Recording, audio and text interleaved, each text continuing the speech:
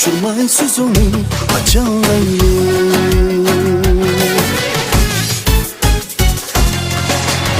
Can Leyli, açının Leyli, yürekme var sana Leyli.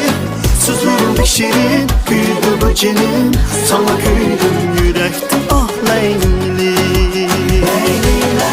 Can Leyli, açının Leyli, yürekme var sana Leyli. Sözlerim pek şirin, büyüdü bu cenin, sana kıydım yürekte ah Leyli.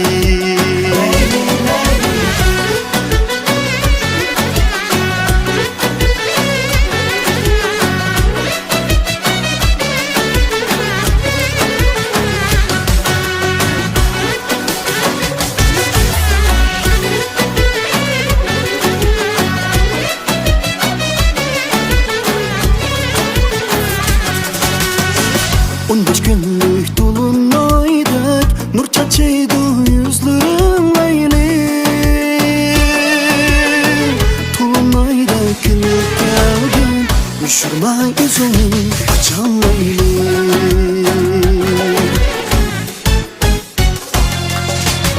Can Leyli, açının Leyli, yürekme var sana Leyli. Sözlerim pek şirin, büyüdü bu cenin, sana kıydım yürekte ah Leyli. Can Leyli, açının Leyli, yürekme var sana Leyli. Sözlerim pek şirin, büyüdü bu cenin, sana kıydım yürekte ah Leyli.